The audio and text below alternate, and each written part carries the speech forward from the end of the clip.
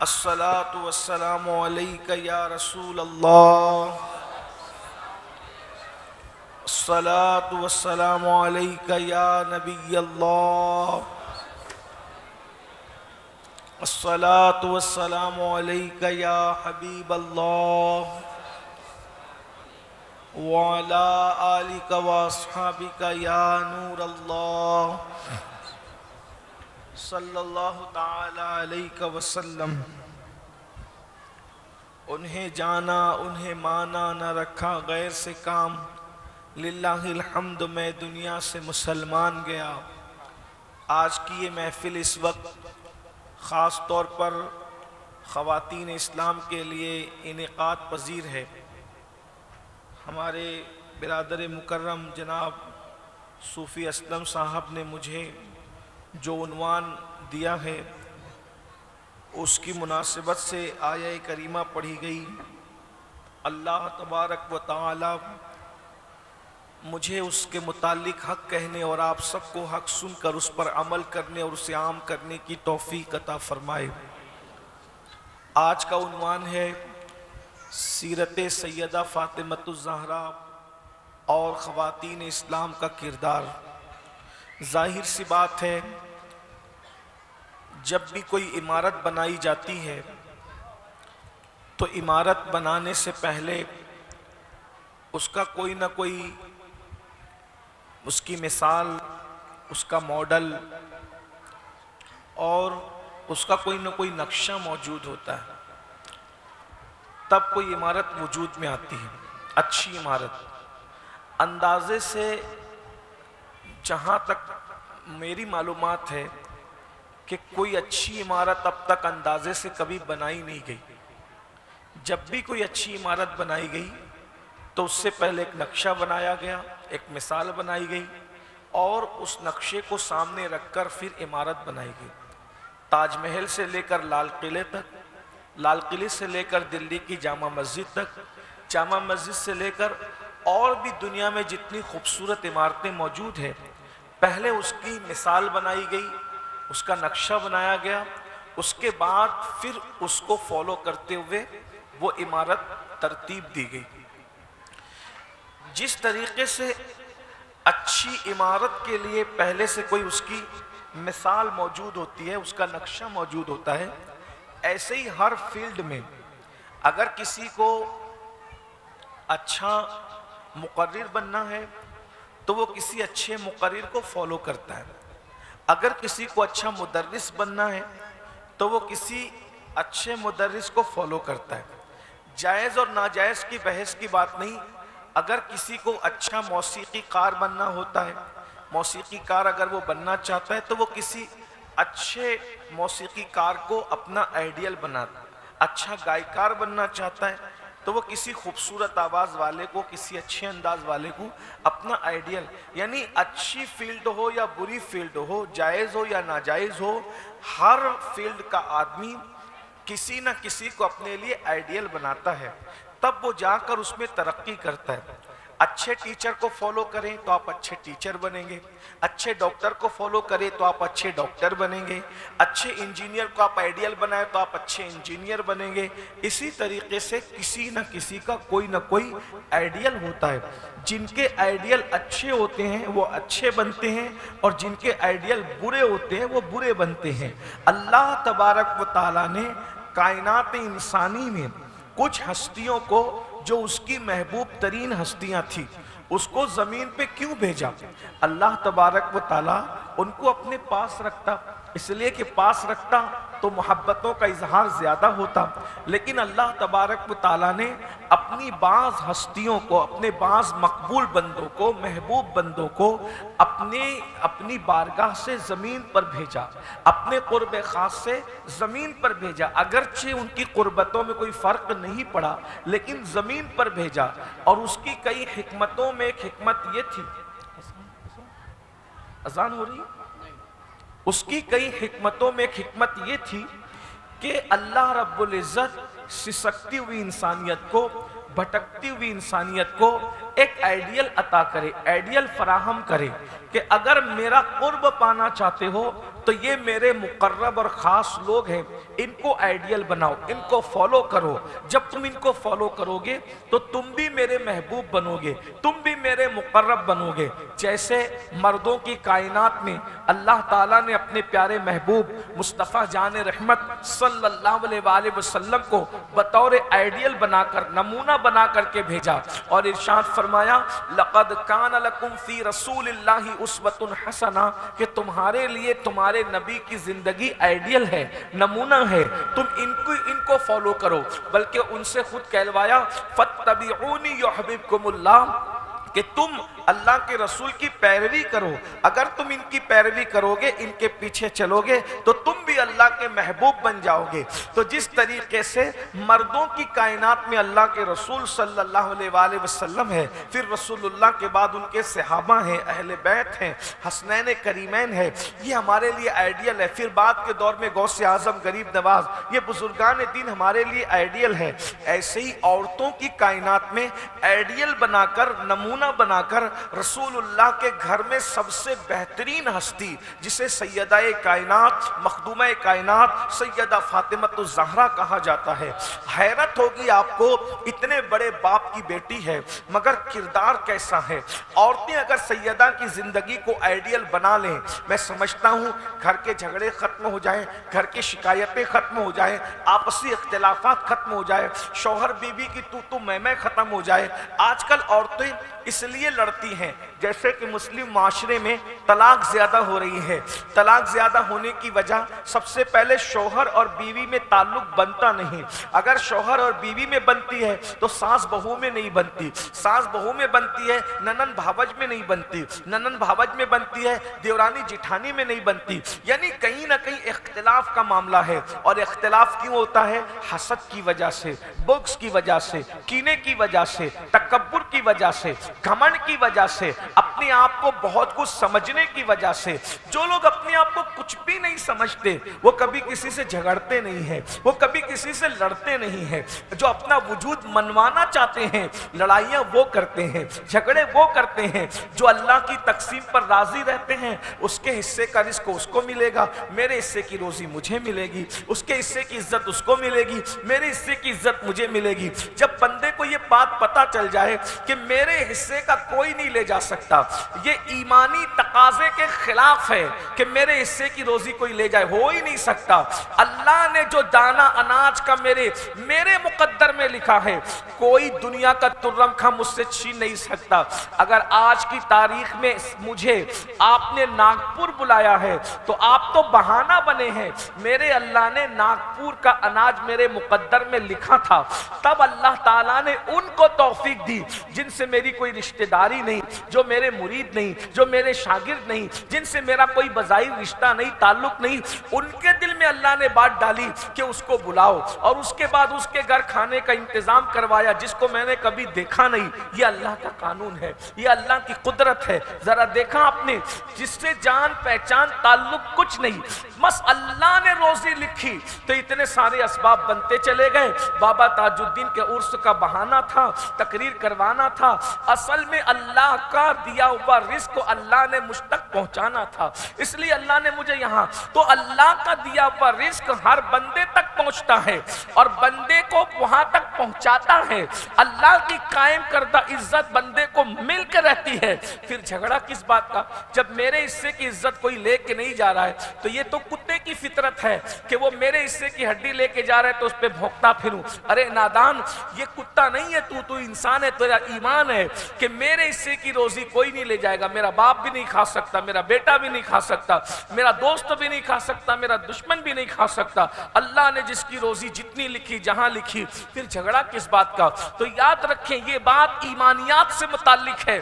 आज सास बहू का झगड़ा, मियाँ बीवी का झगड़ा, ननन भावज का झगड़ा, देवर भावज का झगड़ा इस बुनियाद पर है, या तो हम तकदीर को समझ नहीं पा रहे हैं, या तो हम हसद का शिकार है, या तो हम घमंड का शिकार है, या तो हम तकब्बुर का शिकार है। घर घर झगड़ा है, मियाँ बीवी बनती नहीं। क्यों नहीं? इसलिए कि इंसान अपना हक मांगता है, इसलिए झगड़ा होता है। हक मांगने की बजाय हक अदा करने वाले बनो, दुनिया में झगड़ा खत्म हो जाएगा। मिसाल के तौर पे मांगने और अदा करने में किस तरीके से होता है, हक मांगोगे तो झगड़ा होगा, हक दोगे तो मोहब्बत बढ़ेगी। मिसाल के तौर पर एक कुर्सी है, दो लोग बैठने वाले हैं, एक बोलेगा मैं बैठूंगा, एक बोलेगा मैं बैठूंगा, झगड़ा होगा। लेकिन अगर एक कुर्सी है, एक बंदा बोले कि आप बैठिए मैं नीचे बैठ जाऊंगा, तो मोहब्बत बढ़ेगी। याद रखना, इस्लाम कुर्सी के लिए झगड़े का हुक्म नहीं देता, एक दूसरे के लिए कुर्सी खाली करने का हुक्म देता है, जगह खाली करने का। और क्या मनसब दिया कुरान में, अल्लाह फरमाता है अगर तुम महफिल में किसी के लिए जगह खाली करते हो, उसी वक्त अल्लाह तुम्हारे लिए जन्नत में जगह अता फरमा देता। मोमिन के लिए जगह छोड़ दी, अल्लाह तुम्हारे लिए तुम्हें जन्नत में जगह दे रहे। देखिए एक फानी जगह, यहां मैं बैठा हूं, कितनी देर बैठ सकता हूं, घंटा, 2 घंटा, 4 घंटा, 6 घंटा, इससे ज्यादा बैठ सकता हूं। मैंने घंटे 2 घंटे की जगह को खाली किया, अल्लाह ने परमानेंट जगह जन्नत में मेरे लिए बनाया, खाली कर दिया। अल्लाह ने कुरान में फरमाया, ये कुरान की आयत है कि जब तुम किसी मोमिन के लिए जगह देते हो, अल्लाह तुम्हें जन्नत में जगह अता फरमाएगा। गौर फरमाए, तो हर इंसान अपना हक मांग रहा है, हक देने की कोशिश नहीं कर रहा है। अल्लाह के रसूल हक मांगने नहीं आए थे, अल्लाह के रसूल हक देने आए थे। लोग हक मांग मांग करके झगड़ा करते रहे, मुस्तफा जाने रहमत हक देते देते लोगों को मोहब्बतें बांटते रहे, मोहब्बतें वसूल करते रहे। तो याद रखना, सैयदा फातिमतुज़ ज़हरा की जो जिंदगी है, उनके बाबा की ऐन सीरत है, सीरत उनकी तरह, सूरत उनकी तरह, चलना उनकी तरह, बैठना उनकी तरह, उठना उनकी तरह, सखावत उनकी तरह, अदालत उनकी तरह, सदाकत उनकी तरह, तो लिबास में जो है वो मियाना रवि उनकी तरह। अपने अब्बा की हूबहू तस्वीर थी। हमने बेटों को बाप की तस्वीर देखा है, लेकिन कायनात में बेटी बाप की तस्वीर बनकर आई है, पहली मर्तबा मदीने में नजर आया। ये जात है सैयदा कायनात की, मखदूमा कायनात की। अल्लाह अकबर। और जिंदगी किस तरह, आज मैं अपनी बहनों से कहता हूँ, बहनों को शौक है जेवर हो, लिबास हो, कपड़े हो, बिल्डिंगें हो, मकान हो, और उसके लिए बहुत माफी के साथ यहाँ की औरतें ऐसी नहीं होगी। एक जनरल बात कर रहा हूँ क्योंकि तकरीर रिकॉर्ड हो रही है, पूरी दुनिया में पहुँचती है अल्हम्दुलिल्लाह। मुर्शिद गौसे पाक की दुआओं की उनकी बरकत, उनका करम, अल्लाह रब्बुल इज़्ज़त की बारगाह में वो दुआ करते हैं, उनकी खैरात है कि अल्लाह आवाज़ दुनिया के कोने कोने में पहुंचाता है, जहां हमारा गुमान नहीं जाता वहां। तो चूंकि हमें आलमी पैमाने की बात कर रहा हूं, औरतें शौकीन हो गई है कपड़ों की, जेवर की, बाइक की, गाड़ियों की। उसके लिए औरतों का मिजाज क्या बन रहा है, अब मेरे पास आईफोन होना चाहिए, मोबाइल होना चाहिए। अच्छा, उसके लिए गरीब शौहर अगर नहीं दिला रहा है तो फिर किसी मालदार के हत्थे चढ़ जाना और उसके सामने अपनी आबरू का सौदा कर देना। पहले लोग ये कहते थे, अभी मैं औरतों की बेइज्जती नहीं कर रहा हूँ और कभी कर भी नहीं सकता, क्योंकि जिस मजहब में सैयदा फातिमा जैसी खातून हो, औरतें खदीजतुल कुबरा जैसी हो, उस मजहब में औरतों की बेइज्जती हो ही नहीं सकती। औरतों की बेइज्जती करने वाले को अल्लाह के रसूल ने कमीना कहा है, कमीना। मैं बेइज्जती नहीं कर रहा हूँ, मैं सिर्फ हालात पेश कर रहा हूँ, और बुरा लगे तो माफ करना कि ये हालात बन रहे हैं। अगर गरीब शौहर उसके शौक पूरे नहीं कर पा रहा है तो वो मालदारों के साथ ताल्लुकात, औरतें सब नहीं, कुछ औरतें 1-8% होगी, लेकिन बात करने की है, कहना तो पड़ेगा, जिक्र तो करना पड़ेगा। इस्लाह माशरा की महफिल है, इसलिए कि जो नश्तर लगाता है वो दुश्मन नहीं होता। डॉक्टर का काम है नश्तर लगाना, डॉक्टर का काम है चीर फाड़ करना, इसलिए कि जब तक चीरेगा नहीं, जरासीम नहीं निकालेगा, इसी तरीके से तकलीफ देने वाले फोड़ों को नहीं काटेगा, उस वक्त तक आप चैन की नींद कैसे सो सकते हो। एक इंसान के जिस्म में नासूर हो तो वो इंसान रातों को तड़प कर गुजारता है, लेकिन जो माशरा बिगड़ जाए और जिस माशरे में गुनाह नासूर बन जाए, वो पूरा माशरा तड़पता है, पूरा माशरा सिसकता है। आज अपना पूरा माशरा तड़प रहा है, सिसक रहा है। हमारी बेटियों के हवाले से इस तरीके के हालात बन रहे हैं कि निगाहें नीची हो जाती है, शर्म की वजह से सर झुक जाता है। अल्लाह अकबर। तो मैं अर्ज ये करने लगा हूं, औरतों की कनात का मामला खत्म हो चुका है। औरतों का हाल ये हो गया, मेरी सहेली के पास आईफोन है, मेरे पास भी चाहिए, तो उसके लिए अगर गरीब शौहर नहीं मुझे कर पा रहा है तो किसी मालदार का हाथ पकड़ लिया।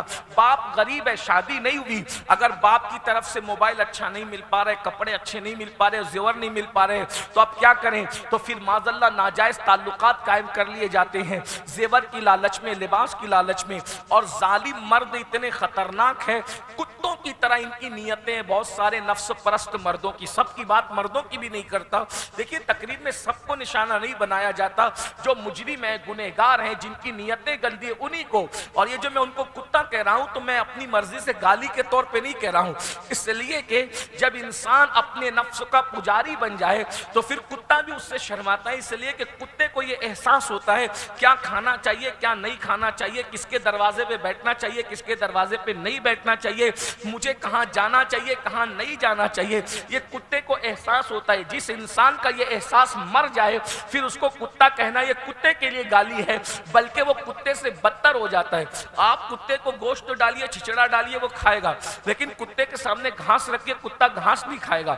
यानी कुत्ते को ये एहसास है कि मुझे क्या खाना चाहिए, क्या नहीं खाना चाहिए।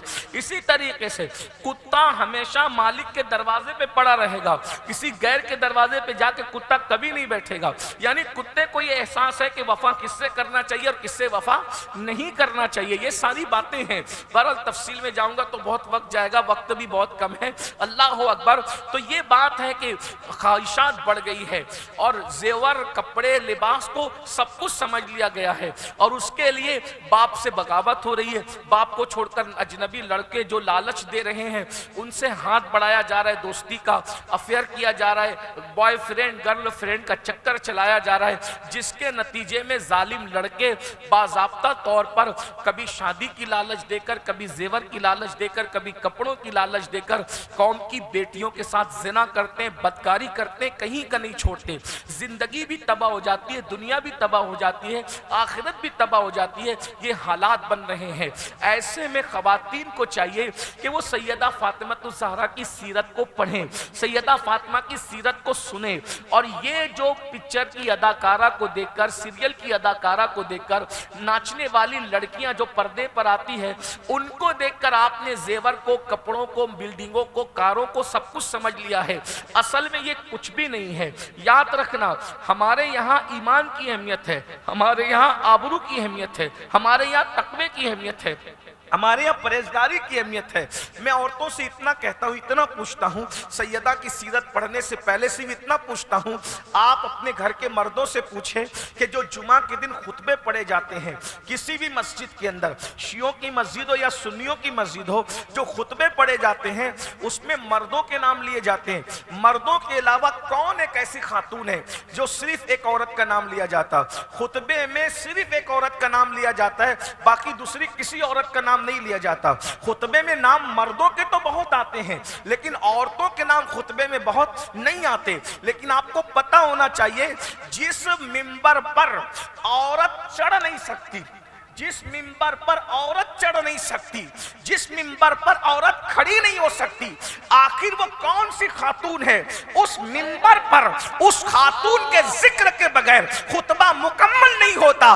तो उसी खातून को दुनिया सैयदा फातिमतुज़ ज़हरा के नाम से, जिस मिंबर पर औरत को जाने की इजाजत नहीं है, उस मिंबर पर मुस्तकिल अगर किसी का नाम एहतराम और ताजीम से लिया जा रहा है तो वो सिर्फ और सिर्फ जात सैयदा कायनात, मखदूमा कायनात, हसनैन करीमैन की अम्मी जान और हम सब की मखदूमा, मखदूमा कायनात, मलके आलिमान, मलके फिरदौस बरी, खातून जन्नत, खातून क़यामत, मुस्तफ़ा जान रहमत के जिगर का टुकड़ा सैयदा फातिमतुज़ ज़हरा की जात है। आप कहेंगे अमीनुल कादरी वो रसूलुल्लाह की बेटी है। मैं कहूंगा क्या रसूलुल्लाह की दूसरी बेटियां नहीं? अगर हुजूर की बेटी होने की वजह से उनका नाम लिया जा रहा है तो क्या ज़ैनब बिनते मोहम्मद रसूलुल्लाह की बेटी नहीं? क्या सैयदा उम्मे कुलसुम बिनते मोहम्मद रसूलुल्लाह की बेटी नहीं? क्या सैयदा रुकैया बिनते मोहम्मद रसूलुल्लाह की बेटी नहीं? हुजूर की एक बेटी तो नहीं ना, हुजूर की 4 बेटियां, और फिर बेटियां ही नहीं, हुजूर के 2 बेटे भी हैं। बेटों का नाम मुस्तकिल खुतबों में नहीं लिया जाता है, बेटों का नाम नहीं लिया जाता। बेटियों का नाम नहीं लिया जा। आखिर सैयदा फातिमा रसूलुल्लाह की बेटी होने के साथ कोई तो गुण ऐसा होगा, कोई तो किरदार ऐसा होगा, कोई तो जिंदगी ऐसी होगी। सैयदा फातिमा ज़हरा का नाम लेने पर मर्द मजबूर हैं और किस कदर ताज़ीम के साथ ले रहे हैं। बल्कि मैं तो बार बार बोलूंगा और बोलता रहूंगा ताकि कौम के बच्चे बच्चे और बच्ची बच्ची को ये याद हो जाए, अरे ये तो मौलवी का मिंबर है, ये तो मस्जिद का मिंबर है, जहां कोई मिंबर नहीं होगा और जहां किसी की मिंबरशिप भी नहीं होगी, न जहां किसी की दादागिरी होगी, न किसी की बाबागिरी होगी, ना वहां कोई पीर होगा, ना वहां कोई मुरीद होगा, ना वहां कोई उस्ताद होगा, ना वहां कोई शागिर्द होगा, ना वहां कोई सेठ होगा, ना वहां कोई मजदूर होगा, ना वहां कोई बादशाह होगा, ना वहां कोई रियाया होगी, ना वहां कोई अमीर होगा, ना वहां कोई गरीब होगा, ना वहां कोई काला होगा, ना वहां कोई गोरा होगा, ना वहां कोई अदना होगा, ना वहां कोई आला होगा। सब जो है मैदान महशर में खड़े होंगे, वहां हुकूमत सिर्फ एक की होगी, वो खुद फरमाएगा लिमनिल मुल्क, आज हुकूमत किसकी है? कोई जवाब देने वाला भी नहीं होगा, खुद ही कहेगा लिल्लाहिल वाहिदिल क़हार, आज सिर्फ अल्लाह की हुकूमत है। जहां जिस दिन सिर्फ अल्लाह की हुकूमत होगी, उस दिन बादशाह भी फकीरों की तरह,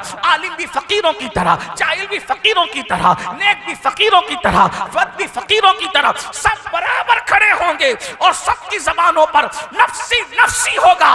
उस दिन भी किसी की मनकबत नहीं पड़ी जाएगी, उस दिन भी किसी की शान नहीं बयान की जाएगी। उस दिन भी अगर शान होगी तो एक हस्ती की ऐलान होगा, महशर वालों अपनी गर्दनों को झुका लो, आंखों को बंद कर लो, नबी की बेटी फातिमा पुलसराज से गुजर रही है।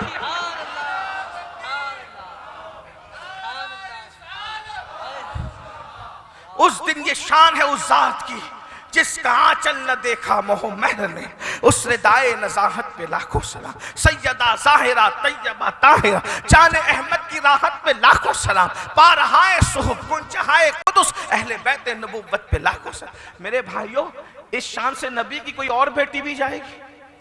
नबी की तो सारी बेटी सराखों पर, वो अहले बैत है हमारी, उनकी जूतियां हमारे सरों पर है, लेकिन ये शान सिर्फ सैयदा की है।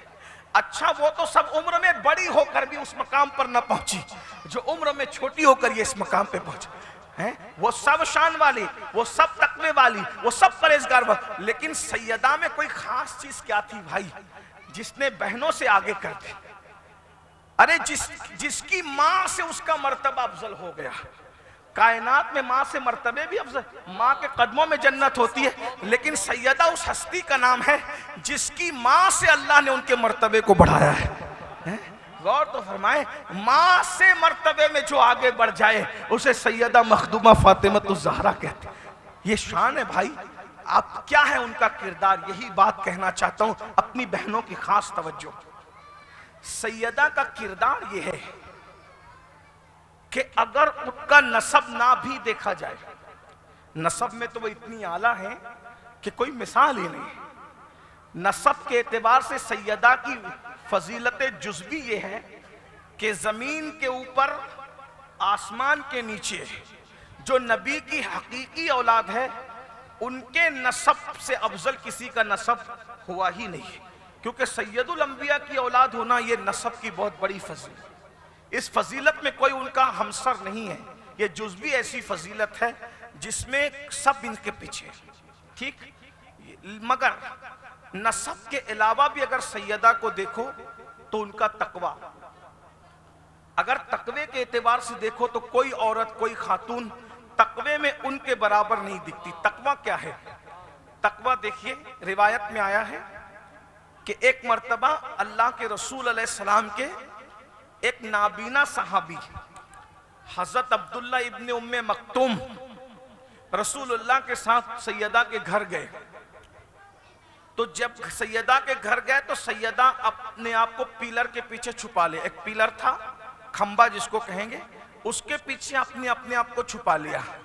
तो सैयदा से हुजूर ने पूछा, फातिमा मेरी बेटी, मैं तेरा बाबा हूं, तू किससे पर्दा कर रही? तो अर्ज किया, बाबा इनसे। तो कहा, आका ने फरमाया अपनी बेटी का इम्तिहान लेने के, हुजूर ने इम्तिहान लिया कि बेटा ये तो नाबीना, इनको तो कुछ नजर नहीं आता, फिर तुम इनसे पर्दा क्यों कर रही हो? कहा बाबा ये नाबीना है, अल्लाह ने मुझे तो आंखें अता की है ना, इसलिए मैं पर्दा कर रही हूं। तवज्जो फरमाएं, ये शान है सैयदा की, ये तकवा आप कहीं और नहीं पाएंगे। फिर उसके बाद तकवे की दूसरी शान, मैं तो एक एक पढ़ूं मेरा तो कलेजा ठंडा होता है। सीरत सैयदा फातिमा ये वो उन्वान है, अल्लाह की इज्जत की कसम, अगर ये बोलते बोलते आदमी मर जाए तो जन्नत में भी कोई उसकी बराबरी न कर सके। जिनकी जबानों पे जिक्र सैयदा आता है, मचलते हुजूर हैं, हुजूर का करम मचलता है, इसलिए सैयदाए कायनात का जिक्र आता है तो करम रसूल मचलता है। आप क्या समझते हैं सैयदा को? आका फरमाते हैं फातिमतु ज़हरा से मोहब्बत करने के 100 फायदे हैं। अल्लाह के रसूल फरमाते हैं फातिमा से मोहब्बत करने के कितने फायदे? 100 फायदे, जिसमें सबसे छोटा फायदा तुमको ये मिलेगा कि तुम्हारा खात्मा ईमान पर होगा, मौत आसान होगी, पुलसरात से आसानी से गुजरकर जन्नत में चले जाओगे। ये सबसे छोटा फायदा है। तो 99 बड़े कितने होंगे जरा बताइए, अंदाजा फरमाए भाइयों, यही सबसे बड़ा है। अल्लाह करे यही काम हो जाए अपना, तो फिर बात क्या है। बहरहाल तो अर्ज ही कर रहा था, और ये भी कहा जो सैयदा से मोहब्बत करता है अल्लाह उसको रिज़्क़ करीम अता फरमाता है, बरकत वाला रिज़्क़। लोग करके तो देखे। हजरत अकबर दानापुरी रहमतुल्लाह अलैह ने अपनी किताब में लिखा है कि जो पंजतन से सच्ची मोहब्बत करता है अल्लाह उसके जिस्म में कुदरती खुशबू पैदा करे, अल्लाह उसके पसीने से भी बदबू खत्म करे। अहले बैत की मोहब्बत, अल्लाह अकबर, गौर फरमाएं, अगर उस मकाम मोहब्बत के मुख्तलिफ दर्जे हैं, लेकिन मोहब्बत की उस मंजिल पर पहुंचे तो वो कहते हैं, सूफिया कहते हैं कि निस्बत इतरिया अल्लाह उसको निस्बत इतरिया नसीब फरमाता है, निस्बत मुअत्तरिया उसको अता करता है। तो लोग सूफिया से पूछा गया ये क्या है? तो कहा इंसान के जिस्म में एक ऐसी मखसूस किस्म की खुशबू पैदा कर दी जाती है जो दुनिया के किसी न फूल में है न किसी इत्र में है, वो अलग ही खुशबू आती है। अंदाजा फरमाए जिनकी मोहब्बतें महका दे इंसान को, वो क्या हस्तियां होंगी, वो क्या लोग होंगे जिनकी मोहब्बतें कफन को महकाए, जिनकी मोहब्बतें कफन को मैला ना होने दे। जमी मैली नहीं होती, जमन मैला नहीं होता, मोहम्मद के गुलामों का कफन मैला नहीं होता। और हजरत सरकार नज़मी ने कहा था आशिके नबी हूं मैं, वारिसे अली हूं मैं, मैला हो ना पाएगा हश्र तक कफन मेरा। अल्लाह अकबर। मेरे भाइयों तुम मुसलमान हो, मेरी बहनों तुम मुसलमान हो, तुम अपने नसीबे पे नाज करो, सीना चौड़ा करके बताओ लोगों को कि हम किस मजहब हक से वाबस्ता है। इस मजहब से दूर हो के बर्बाद मत हो, अपने आप को तबाह मत करो, अपनी आखिरत को तबाह मत करो। जिस दिन मौत से तुम्हारी आंखें बंद होगी तब पता चलेगा इस्लाम की, ईमान की, मोहब्बतों की अहमियत क्या है, निस्बतों की अहमियत क्या है। अल्लाह अकबर। तो मैं जल्दी जल्दी से पढ़ रहा हूँ। सैयदा का तकवा जरा गौर करें। कायनात में किसी मजहब में, किसी मसलक में ऐसी खातून हो तो मुझे ला करके बताओ, मैं गुलामी लिखने के लिए तैयार हूँ। मैं बड़े फख्र से कह रहा हूँ मेरा वो मजहब है जिसमें सैयदा फातिमा जैसी खातून मौजूद है। हमें फख्र है जिसमें औरतें शान की है, उसमें मोहम्मदुर रसूलुल्लाह और अली के मुर्तज़ा और सिद्दीक अकबर जैसे लोगों का किरदार क्या होगा, उसमें मौला अली जैसे लोगों का, हसनैन करीमैन जैसे लोगों का किरदार क्या होगा। अल्लाह अकबर। सैयदाए कायनात के बारे में मैंने कहा कि नाबीना से पर्दा कर रही है। एक मर्तबा इमाम हुसैन से किसी ने कहा हुसैन तेरी माँ बड़ी पारसा थी। इमाम हुसैन से कहा तेरी माँ बड़ी पारसा थी। इमाम हुसैन की आंखों में आंसू आ गए। फरमाया तूने सच कहा, मेरी माँ वाकई बड़ी पारसा थी और उसकी पारसाई को मैंने अपनी आंखों से यूं देखा कि जिस दिन मेरी माँ का विसाल हुआ उस वक्त मैं सिर्फ 7 साल की उम्र में था, 7 साल का बच्चा था। 7 साल की उम्र में अपने खुद के सगे बेटे को भी मेरी माँ ने अपने सर के बालों को कभी देखने नहीं दिया। मैं 7 साल का बच्चा होकर भी अपनी मां के सर के बालों को कभी ना देख सका। 7 साल का बच्चा होकर भी मेरी मां मुझसे मेरे बालों को छुपाया करती थी। जरा गौर करें, जो अपने 7 साल के बच्चों से अपने बालों को छुपाए उसे सैयदा फातिमतुज़ ज़हरा कहा जाता है। दिल तो चाहता है कि मैं किरदार पढ़ूं, लेकिन रुक करके मैं यहां 2 जुमले कहूं।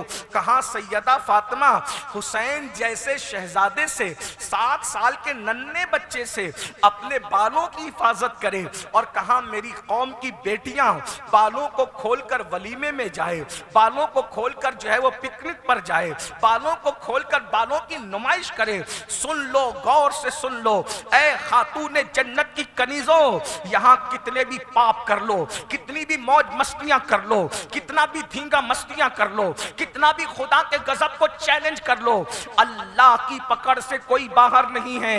अगर आज तुमको तुम्हारा नामर्द शौहर नहीं रोकता, जुमले तल्ख हो तो माफ कर देना, जो नामर्द शौहर अपनी बीवी को बेपर्दगी से न रोके, जो नामर्द कमजोर बाप अपनी बेटी को पर्दे बेपर्दगी से न रोके, आवारगी से न रोके, उसको और क्या नाम दे उस बुज़दिल को, मगर अल्लाह की गैरत है।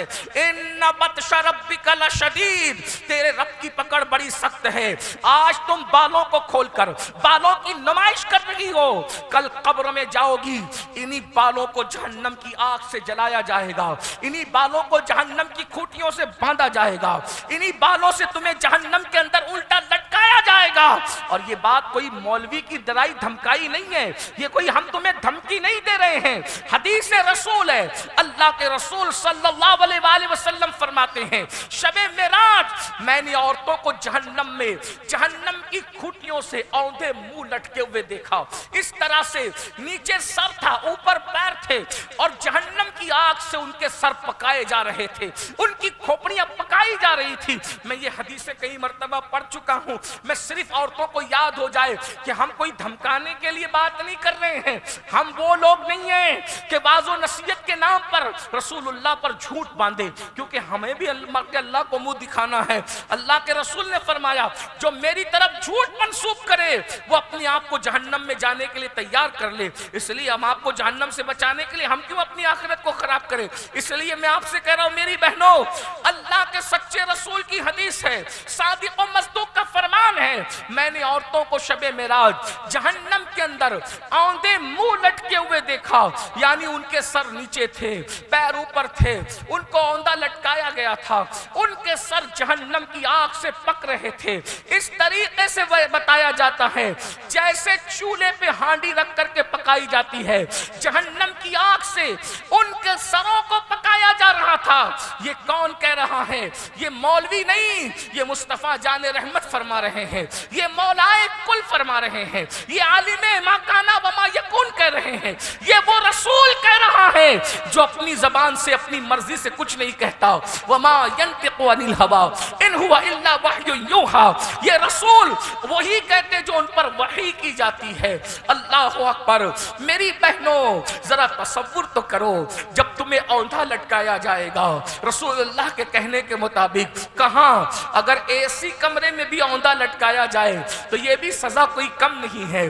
जहन्नम की वो आग जो 3000 साल तक जलाई गई है, जहन्नम की वो आग जो दुनिया की आग से 70 दर्जा ज्यादा है, मेरे आका फरमाते हैं औरतें औंधी लटकी हुई है, सर पक रहे हैं हांडी की तरह, जैसे चूल्हे पे रखी हुई हांडी चूल्हे पर पकती है, वैसे जहन्नम में औरतों के सर पक रहे हैं। जिब्रील अमीन से पूछा, या आका फरमाते हैं ये कौन औरतें हैं, इन पे क्यों अजाब दिया जा रहा है? तो जिब्रील अमीन अर्ज़ करते हैं, या रसूल अल्लाह सल्लल्लाहु अलैहि वसल्लम, ये आपकी उम्मत की वो औरतें हैं जो बेपर्दा रहा करती थी, जो अपने बालों की नुमाइश किया करती थी। मैं पूछता हूँ, अपनी बहनों से एक सवाल करता हूँ, मुझे समझा दो या समझ जाओ, बाल खोल के घर से निकलना इसमें तुम्हारा फायदा क्या है?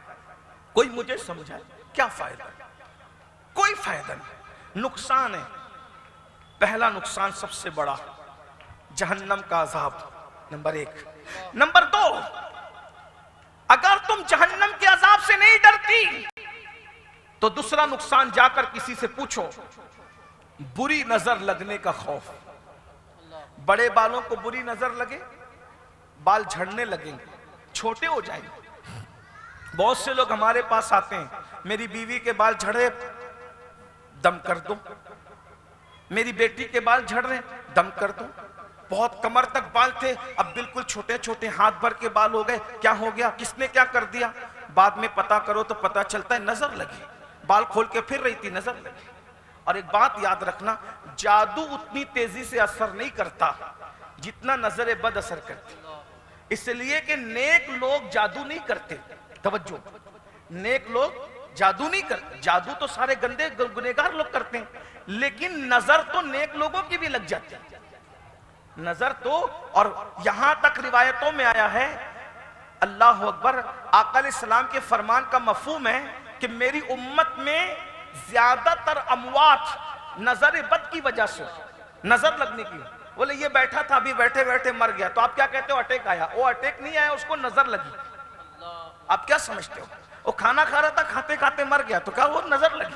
यहां तक बुजुर्गों ने कहा अगर नजर जानवर को लगे तो वो हांडी में पहुंच जाए, इंसान को लगे तो वो कब्र में पहुंच जाए, पत्थर को लगे तो पत्थर के दो टुकड़े कर दे, नजर बद में इतनी ताकत है। इसीलिए हसनैन करीमैन बड़े खूबसूरत शहजादे थे, जब घर से निकलते थे तो हुजूर दोनों को पकड़ते थे, पकड़ के दम करते थे और कहते थे अल्लाह नजर बद से इनकी हिफाजत करना। सबसे बड़ी दुआ इस वक्त यह है कि अल्लाह हमें नजर बद से बचे, इसलिए कि जादू करने वाले तो बड़े आमिल मिले नहीं मिले ये 2 नंबर की बात है, लेकिन आपने किसी को टिकटिकी बांध के देख लिया, नजर लग गई। देर तक किसी को देखने से भी नजर लगती है, आलिम को भी लगती है, जाहिल को भी लगती है, नेक को भी लगती है, बद को भी लगती है। ये नजर है। अब बाल खोल करके फिर रही हो, फिर बीमार नहीं पड़ोगी, हैं? दरगाहों पर जा करके आप जो है वो परेशान होती हो कि ये हो गया वो हो गया, आपको ज्यादातर नजर बद लगी, बर्बादी। सोती हूं तो सुकून की नींद नहीं आती, चाहे किसने क्या कर दिया, किसने क्या। मेरी बहन, नजर बद इतनी खतरनाक चीज है, तेरा करार छीन ले, तेरा सुकून छीन ले, तेरा आराम छीन ले, तेरी राहत छीन ले, तुझे चिड़चिड़ापन कर दे, तुझे बीमारी। जो नजर बद कब्र तक पहुंचा सकती है, वो नजर बद तुझे दवाखाने तक नहीं पहुंचा सकती। औरतों को ही नहीं बल्कि मर्दों को भी ये हुक्म है कि मर्द भी जो है वो एहतियात से रहे। ये जो छोकरे नौजवान अभी कुछ बैठे हैं तो मैं कह दूं, ये छोटी छोटी आस्तीन के कपड़े पहन के जो घूमते रहते हैं अपने बाजुओं को लहराते हुए कि देखो मैं कितना ताकतवर हूं, नजर बद का शिकार होते हैं। इसलिए हमारे यहाँ मर्दों के लिए भी पूरे कपड़े और औरतों के लिए पूरे कपड़े। कपड़ा कोई पहने, ड्रेस कपड़ा की कपड़े की सिलाई की हैयत क्या होगी, इसमें हमें पाबंद नहीं किया। कपड़ा कोई पहनो, लेकिन ऐसा पहनो कि पूरा बदन ढके, पूरा बदन ढकना चाहिए। तो बहनों से भी कहता हूं, एक तो अल्लाह का अज़ाब, दूसरा दुनिया में बीमारी, नजर बद, पर्दा करो। और बड़े बाल बताकर क्या होगा, कोई ज्यादा से ज्यादा इतना कहेगा बस कितने अच्छे बाल है इसके, कितने बड़े बाल। 2 जुमलों के लिए आप इतनी बर्बादी, इतना बड़ा अजाब, इतनी बड़ी तबाही। मेरी बहनों, खुदा के लिए अल्लाह के अजाब से डरो, अल्लाह के अजाब से बचने की कोशिश करो। सैयदा कायनात का जिक्र चल रहा था, मैंने कहा कि 7 साल के नन्हे बच्चे से अपने बालों की हिफाजत की। और अल्लाह अकबर, शान क्या है सैयदा कायनात, अंदाज क्या है, जिंदगी का अंदाज क्या है। कभी कभी घर में 1-1 महीने तक चूल्हा नहीं जलता, 1-1 महीने तक चूल्हा नहीं जलता है, लेकिन कभी अपने बाबा मुस्तफ़ा जाने रहमत को भी पता नहीं चलने देती, जाहिरी तौर पे इत्तला नहीं देती कि मेरे घर में चूल्हा नहीं जला। यहाँ तो थोड़ा सा कुछ हो जाए, वो आजकल फोन सराहने से रखे हुए हैं, रोज की रिपोर्ट माँ के घर पहुंच रही, रोज की रिपोर्ट भावजों को पहुंच रही, रोज की रिपोर्ट माँ को पहुंच रही। फिर उधर से माँ जो वो बहुत उसको कान भरती है, हाँ तो ऐसा हो रहा है तो फिर ऐसा कर, ऐसा हो रहा है तो ऐसा कर। ये सब घर में बर्बादी है, तबाही है। बेटी बेहतरीन वो है जो शौहर के घर की बात शौहर के घर में खत्म कर, और माँ के घर की बात माँ के घर में खत्म कर। ये इधर की बात उधर करना, ये चुगलखोरी है। और चुगलखोरों पर अल्लाह ने जन्नत को भी और जन्नत की खुशबू को भी हराम कर रखा। बल्कि सैयदा कायनात बाबा तो बाबा हैं, मौला अली को भी खबर नहीं होने देती हैं कि घर में आज पका नहीं। जरा उसको सुनने में बात पूरी करता हूं, बहनों की खास तवज्जो। यहां तो तूफान मचा है, खाना कपड़े जेवर इसी में पूरी जिंदगी खत्म हो जाती है, मर जाते हैं, फिर कब्र के कीड़े खा जाते हैं और किस्सा तमाम हो जाता है। कुछ बनो अल्लाह के बंदो, इतना बड़ा मजहब अल्लाह ने तुम्हें दिया है, कुरान जैसी किताब अल्लाह ने तुम्हें दी है, मोहम्मदुर रसूलुल्लाह जैसा नबियों का सरदार तुम्हारे मुकद्दर में आया है। अरे तुम चाहो तो फरिश्तों से बेहतर बन सकते हो, फरिश्तों से अफजल हो सकते हो, तुम नबी के उम्मती हो। और यूं भी है, आम मोमिनीन, नेक मुत्तकी मोमिनीन आम फरिश्तों से उनका मर्तबा अफजल हो जाता अगर वो मुत्तकी परहेजगार हो जाए।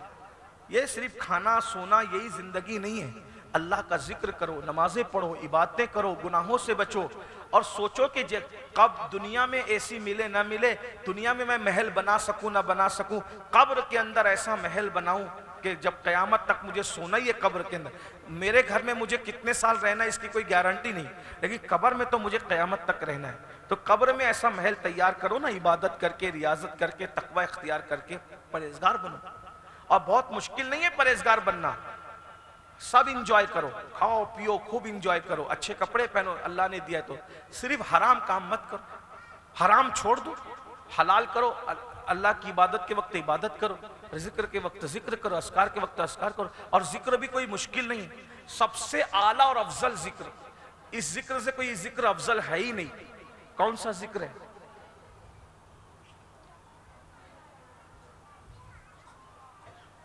आप कहते हो हजरत कोई ऐसा जिक्र दो एकदम पावरफुल। मैंने कहा आप मौलवी साहब और पीर साहब के जिक्र के चक्कर में पड़े हुए भाई, मैं मुखालफत नहीं कर रहा हूं लेकिन बात कर रहा हूं। अमीनुल कादिर जो जिक्र दे उसकी अहमियत है, रसूलुल्लाह का दिया हुआ जिक्र, इससे कोई अफजल जिक्र नहीं। हुजूर फरमाते अफजलु जिक्र ला इलाहा इल्लल्लाह मुहम्मदुर रसूलुल्लाह, इससे बड़ा कोई जिक्र है ही नहीं। ये वो जिक्र है काफिर पढ़े मुसलमान हो जाए, मुशरिक पढ़े मोमिन हो जाए।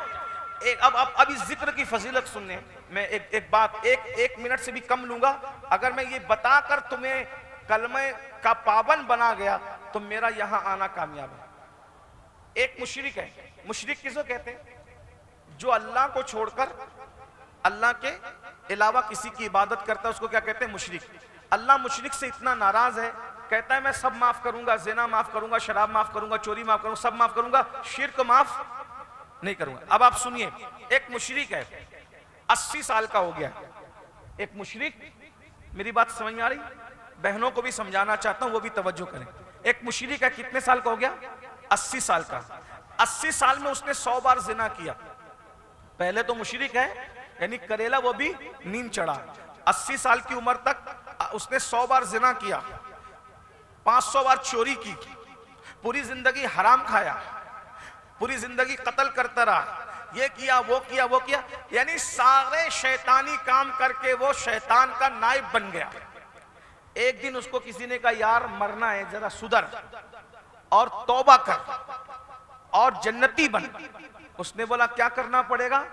उसको बोले इतना पढ़, ला, सच्चे दिल से पढ़, ला इलाहा इल्लल्लाह मुहम्मदुर रसूलुल्लाह। उसने एक बार पढ़ा, क्या पढ़ा? ला इलाहा इल्लल्लाह। कितनी बार पढ़ा? तो वो जो 80 साल तक शिर्क किया, 100 बार जिना किया, 500 बार चोरी किया, पूरी जिंदगी हराम खाया, इतनों को कत्ल किया, एक बार सच्चे दिल से पढ़ा ला इलाहा इल्लल्लाह मुहम्मदुर रसूलुल्लाह, वो गुनाह सिर्फ माफ नहीं हुए, जितने गुनाह किए थे अल्लाह ने सबको नेकी में कन्वर्ट फरमा दिया। ये क्या है? क्या है? कलमा तैयबा। अब बताओ मुशरिक, तवज्जो, मुशरिक नमाज पढ़े सवाब मिलेगा? सच्चे दिल से नमाज पढ़े, अगर कुछ पता हो जानते हो तो जवाब दे दो, तो मुझे लगा कि जवाब दे रहे हो। मुशरिक नमाज पढ़े सवाब मिलेगा? सच्चे दिल से पढ़ी मिलेगा? रोजा रखे, बोलो ज़कात दे, हज करे, कोई अमल का सवाब, लेकिन सिद्क दिल से कलमा पढ़े तो वो मोमिन हो जाएगा। अब बताओ जो कलमा एक मुशरिक को, जहन्नमी को एक सेकंड में, तवज्जो, एक सेकंड में जो कलमा मुशरिक को मोमिन और जहन्नमी को जन्नती बनाता हो, एक सेकंड में मुशरिक को कलमे ने जन्नती बना दिया, तो वो कलमे की बरकत से क्या हमारी दुनिया की मुसीबतें दूर नहीं हो सकती? हादसा दूर नहीं हो सकते? तकलीफ दूर नहीं हो सकती? बलाएं? आप लोग हमसे पूछते क्यों कि कोई वजीफा दो? तुम्हें तो तुम्हारे मेरे रसूल ने इतना बड़ा वजीफा दे दिया है जो जहन्नमी को जन्नती बना देता है। इससे बड़ा वजीफा क्या है? कलमा पढ़ो, अच्छा रिश्ता आएगा, कलमा पढ़ो जन्नत मिले, कलमा पढ़ो रोजी मिले, पढ़ते रहो। कलमे का कोई जवाब ही नहीं। सबसे बड़ा वजीफा ये है, क्या है? ला इलाहा इल्लल्लाह मुहम्मदुर रसूलुल्लाह सल्लल्लाहु अलैहि वसल्लम। लोग पढ़ते नहीं। मेरी बहनों से तो कुछ नहीं पूछ पाऊंगा, पर्दे के पीछे बैठिए, आज से पहले कब कलमा पढ़ा था आप लोगों ने? कितना बड़ा अफसोस है ना। आज से पहले कलमा कब पढ़ा था? कहीं कहीं हफ्ते हो जाते हैं आप कलमा नहीं पढ़ते हो, कहीं कहीं महीने हो जाते कलमा नहीं पढ़ते हो। भाइयों कलमा पढ़ो। आपको रसूलुल्लाह सब दे चुके, आप किसी के मोहताज नहीं हो। और इतना आसान है, इसमें कोई मखरज का मामला भी नहीं, किरत का मामला है। कुरान में तो कारी साहब लोग बोलेंगे ये गलत पढ़ा, वो सही पढ़ा, ये तलफ्फुज, ये ऐसा, इसमें कोई तलफ्फुज का मैटर भी नहीं। जाहिल भी पढ़ सकता आसानी से, किसान भी पढ़ सकता आसानी से, अनपढ़, अरे हत्ता के जो बच्चा बोलना सीख रहा हो ना, वो बच्चा भी पढ़ सकता है आसानी से, ला इलाहा इल्लल्लाहु मुहम्मदुर रसूल। उठते बैठते पढ़ते रहो। अब बताऊं, जब जब कलमा पढ़ोगे तब तब सारे गुनाह माफ, जब जब कलमा पढ़ोगे तब तब सारे गुनाह माफ, जब जब कलमा पढ़ोगे तब तब सारे गुनाह माफ। हदीस पाक में आता है, जब कोई कलमा पढ़ता है तो अल्लाह का अर्श जुम्बिश करने लगता है, अल्लाह का अर्श हिलने लगता है, खुशी में हिलता है, वो झूमता है, हर जो झूमता है। अल्लाह कहता है रुक जा मौला, उसने कलमा पढ़ा, कैसे रुकूं, उसको माफ कर दे। कहा तूने बाद में हिलना शुरू किया, हमने पहले उसकी मगफिरत कर दी। कलमा कलमा है भाई, सुभान अल्लाह, ये अपना मज़हब है, ला इलाहा इल्लल्लाह मुहम्मदुर रसूलुल्लाह सल्लल्लाहु अलैहि वसल्लम। मैं आखिरी बात के तौर पे क्या अर्ज कर रहा था कि सैयदा फातिमातुज़ ज़हरा अपने बाबा को भी पता नहीं चलने देती कि चूल्हा नहीं जला, अपने शौहर को भी पता नहीं चलने देती। पता नहीं चलने देने का मतलब यह कि इत्तला नहीं करती। अभी आप ये मतलब मत निकालिएगा कि मैंने कोई इल्मे गैब का इनकार किया, नहीं भाई, मैं तो आलिम माकाना वमा यकुन मानता हूँ। इल्मे गैब होना और बात है, और इत्तला बज़ाहिर न देना और बात है, उसमें बड़ा फ़र्क है ना, ये फ़र्क है। वरना ये नागपुर है भाई, अल्लाह ताला सब पर रहम फरमाए और सबकी हिफाजत फरमाए। तो हम हुजूर को आलिम माकाना वमा यकुन मानते हैं, और अल्हम्दुलिल्लाह फ़िक्र रज़ा से हटने को, 1 इंच भी हटने को हम दुनिया और आखिरत में खसारे का सबब समझते हैं। और ये आपकी खुशी के लिए नहीं, ये काम सिर्फ अल्लाह की खुशी के लिए हम करते हैं। तो सैयदा ने अपने बाबा को भी इत्तला नहीं की, हालांकि उनको तो सब खबर है, पेशे खबीर क्या मुझे हाजत खबर की है, लेकिन ये उनका तकवा है सैयदा का कि बाबा को भी नहीं बताती थी कि घर में चूल्हा नहीं। शौहर को भी कभी कभी पता नहीं चलने देती थी कि चूल्हा नहीं जला। वो जो पता नहीं चलने देती थी वो रिवायत सुन ले, काश के इतना हमारे अंदर हौसला हो ना औरतों में, पी जाने का, मामलात को, गमों को पी जाने। और याद रखना, बहुत सारी चीजें ऐसी होती है जो सिर्फ अल्लाह रसूल को पेश करने की होती, अपने अल्लाह की बारगाह में, अपने रसूल की बारगाह में अर्जी लगाने की होती, लोगों को बताने की नहीं होती। आज हम वाहवेला करते हैं, ये तकलीफ, ये मुसीबत, भाई लोगों ने करना क्या है? बीमार पड़ते हो तो आप दूसरों को बताते हो कि मेरा इलाज कर, मेरा इलाज कर, कि डॉक्टर को बताते हो। जब अपनी बीमारी डॉक्टर को बताते हो तो अपनी मुसीबतें अल्लाह के सिवा दूसरों से शेयर क्यों करते हो? लोग रो के सुनते हैं, हंस के उड़ाते हैं। औरतों की बहुत गंदी आदत है, आप देखना कभी भी औरतें अगर 4 घंटा बैठेगी तो 4 घंटा बोलती रहेगी, 5 घंटा बैठेगी 5 घंटा बोलती रहेगी, 6 घंटा बैठेगी 6 घंटा बोलती रहेगी। अब बातें क्या होती है? वो तेरी ननन की जो सास है उसको बच्चे कितने हैं, अब तेरा उसमें क्या फायदा है कि इसकी ननन की सास को बच्चे कितने हैं? अल्लाह की बंदो, काम की बात करो हैं। ये वो फुला की शादी में वो जो तेरी फुला सहेली ने वो कपड़े पहनी थी, वो मैचिंग वो लाई कहां से थी? मेरी बहनों, जिंदगी बहुत कीमती है, अपने जुमलों को बर्बाद मत करो, अपने वक्त को तबाह मत करो। सैयदा की जिंदगी देखो, वो जब आदमी बात ज्यादा करता है ना तो बेमतलब की बात भी करता है, उठपटांग भी करता है। बात थोड़ी करो, मुख्तसर करो, काम की करो, ज्यादातर जिक्र करो, अपनी जबान को जिक्र में लगाओ, और जबान अल्लाह का जिक्र करें, खूब जिक्र करो। और अल्लाह फरमाता है जो मेरा जिक्र करते हैं फिर मैं उनका जिक्र करता हूं। जो महफिलों में मेरा जिक्र करते हैं मैं फरिश्तों की महफिल में उनका जिक्र करता हूं। जो तन्हाई में मेरा जिक्र करते हैं मैं शान तन्हाई के साथ उसका जिक्र करता हूं। मैं उसके डंके बजाता हूं जो मेरा जिक्र कर, जबान को जिक्र से तर रखो। और पहले तो औरतें बकबक करती थी, अब तो मर्द ही बकबक करने लगे।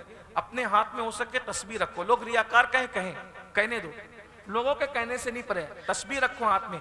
तस्बीह रहती है तो याद रहता है कि मैं जिक्र कर रहा हूं। कलमा शरीफ पढ़ो, सुभान अल्लाह, अल्हम्दुलिल्लाह, अल्लाहु अकबर, ला हौला वला कुव्वता इल्ला बिल्लाहिल अलील अज़ीम। ये वो अर्श के खजाने हैं, आप करके देखो। आप 40 दिन तक रोजाना 100 बार ला हौला वला कुव्वता इल्ला बिल्लाहिल अलील अज़ीम पढ़ के देखो, आपको बगैर नींद की गोली के सुकून की नींद ना आए तो फिर कहना, डिप्रेशन, टेंशन, बड़े से बड़ा डिप्रेशन टेंशन हो, जो 100 बार लाहौल शरीफ पढ़ेगा सारा टेंशन डिप्रेशन खत्म। मेरा एक बड़ा करीबी दोस्त एक बार मुझे बोला, सैयद बहुत परेशान हो गया हूँ, लोग बहुत सता रहे हैं, बड़े आलिम है, बहुत बड़े आलिम, बड़े मुकर्री, मेरा दोस्त बोला सैयद बहुत परेशान हूँ यार, बहुत सता रहे हैं लोग, तकलीफ दे रहे, रातों को नींद नहीं आ रही, और मेरा दिल ये चाह रहा है कि लोग ऐसा सता रहे हैं कि मैं अपना कुछ कर डालूं, मैं क्या करूं? मैंने कहा एक काम करो, आप रोजाना 100 बार ला हौला वला कुव्वता इल्ला बिल्लाहिल अलील अज़ीम पढ़ो, क्योंकि अल्लाह के रसूल ने फरमाया कि इससे टेंशन दूर होता है। तुम पढ़ो से 2-4 दिन के बाद कहा यार वाकई मैं तो उनको भूल ही गया, सताने वालों को भूल ही गया, मैं खत्म है अल्हम्दुलिल्लाह। मैंने कई लोगों को बताया, आप करके देखें, अल्लाह ने जमानत दी है, अला बिज़िक्रिल्लाहि तत्मइन्नुल कुलूब, अल्लाह के जिक्र से दिलों को सुकून मिलता है, करके देखो। ये बहनों से कहता हूं, ये ननन टेंशन दे रही है ना, आप उसको गाली मत दो, गाली के बदले में गाली मत दो। देखो गाली के बदले में गाली देना ये कमीने लोगों का काम है, गाली के बदले में दुआ देना ये रसूलुल्लाह की सुन्नत है। बराबरी मत करो। इमाम हसन को मरवान ने गाली दी, इमाम हसन को मरवान ने गाली दी, इमाम हसन ने कहा मैं गाली का जवाब गाली से थोड़ी दूंगा, क्योंकि पता नहीं तू किसकी औलाद है, लेकिन मैं तो फातिमा का बेटा हूं ना, तो मैंने थोड़ी गाली देना है, और मैं गाली दूंगा तो होगा क्या, नुकसान मेरा होगा। तो कहा क्या नुकसान होगा? कहा अगर मैं गाली दे दूंगा तो तेरा अजाब कम हो जाएगा और मेरा अज्र कम हो जाएगा, और अगर मैं चुप रहूंगा तो मेरा अज्र बढ़ जाएगा और तेरा अजाब बढ़ जाएगा। तो अगर नानन गाली दे रही है, जिठानी गाली दे रही है, कोई साजिश कर रहा है, आप उसको जवाब मत दीजिए, लाहौल पढ़िए, लाहौल शरीफ, जिस लाहौल शरीफ की, और लेकिन जोर से नहीं पढ़ना, दिल में पढ़ो। पता चला जोर से पढ़ेगी तो और झगड़ा बढ़ जाएगा। तो बास चीजें ऐसी होती है जो करने की होती है, लेकिन उसको हिकमत से करना। अभी चलो मौलाना ने बता दिया तो पता चला कि सास कुछ कहने लगी तो इन्होंने लाहौल शुरू किया, तो कहा क्या तूने मुझे शैतान समझा? तो झगड़ा और बढ़ेगा। तो कहा कि कौन सा मौलवी लाया था सूफी असलम, वो तो और झगड़ा बढ़ा गया हमारा। ऐसा नहीं भाई, नकल भी अकल से करो, हिकमत से करो, कोई हंसी मजाक की बात नहीं। आप लाहौल शरीफ पढ़िए, लाहौल शरीफ की बरकत से जब शैतान जैसा पावरफुल दुश्मन भाग जाता है, तो लाहौल शरीफ की बरकत से इंसान जैसा कमजोर दुश्मन क्यों खत्म ना हो। अपने दुश्मनों को तलवार से खत्म करने का उतना ज्यादा जो है वो तरीका नहीं है। तलवार जितना काम नहीं करती दुश्मन को खत्म करने के लिए, उससे बड़ा काम ला हौला वला कुव्वता इल्ला बिल्लाहिल अलील अज़ीम कर दिया। इसमें इतनी ताकत है, इतनी आप पढ़ के देखिए ना। अगर रिश्ते नहीं आते बच्चियों को, मैंने पहले भी कहा था, सूरह यासीन शरीफ की जो वो तिलावत करो, असर के बाद रिश्ते आएंगे। रोजी नहीं आती, सूरह मुजम्मिल शरीफ 3 मरतबा पढ़ो, अच्छी रोजी आएगी। सुभान अल्लाह, अल्हम्दुलिल्लाह, अल्लाहु अकबर, सुभान अल्लाह 33 बार, अल्हम्दुलिल्लाह 33 बार, अल्लाहु अकबर 34 बार। सोने से पहले पढ़ो, जब नींद से उठोगे एकदम फ्रेश रहो, एकदम फ्रेश रहो। मुझे बहुत सारे मेरे दोस्त कहते हैं यार तू 8-8 घंटा सफर करता है, 10-10 घंटा सफर करता है, हम तुझे देखते हैं कि तू थकता ही नहीं है, तो क्यों नहीं थकता? मैंने कहा कि क्या एनर्जी, कोई ड्रिंक लेता है, क्या करता है, वो बता। कसमें दे दे के मुझसे पूछते, अल्लाह जानता है, मैं कोई बड़ाई की बात नहीं कर रहा हूँ, कसम दे के पूछते तू खाता क्या है, कौन सी ताकत की चीज लेता है, क्या लेता है? मैंने कहा भाई मेरे नबी ने मुझे इतनी ताकतवर चीज दे दी है, तो मुझे किस ड्रिंक की जरूरत है, किस? तो कहा क्या है? मैंने कहा हुजूर अलैहिस्सलाम ने सैयदा फातिमा को कहा जब थक जाओ तो बिस्तर पे लेटो तो 33 बार सुभान अल्लाह, 33 बार अल्हम्दुलिल्लाह, 34 बार अल्लाह अकबर, ये पढ़ के सो जाओ। सुबह उठो, अगर ताजा दम फ्रेश ना हो तो फिर कहना।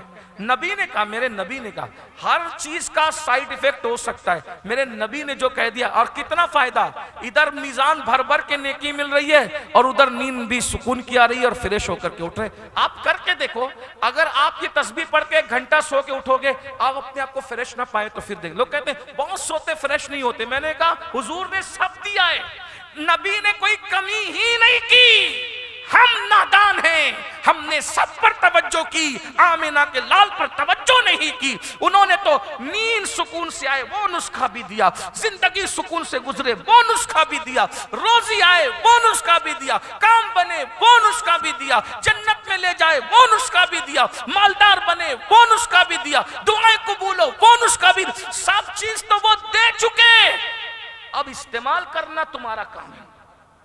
आपके घर में पूरा दुकान भरी हुई है दवाओं की, अब फिर कहते हो कि मुझे अच्छा नहीं लग रहा है, मैं शिफा नहीं हो रहा है, दवा तो भरी हुई है। दवा भरने से क्या होता है, उसका इस्तेमाल करोगे ना।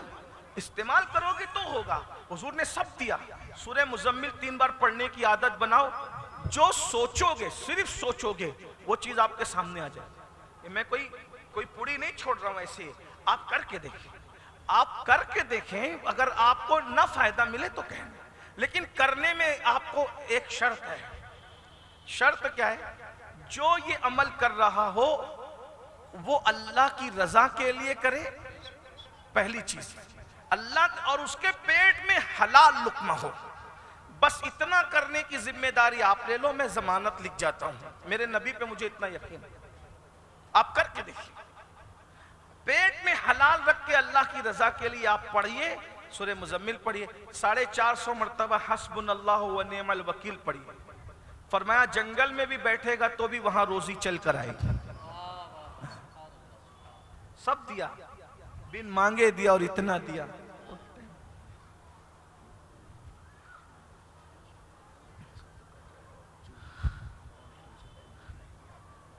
बिन मांगे दिया और इतना दिया, दामन में हमारे समाये। टाइम हो गया, लेकिन सूफी साहब कह रहे हैं कि 5-7 मिनट और गुफ्तगू कर दूं।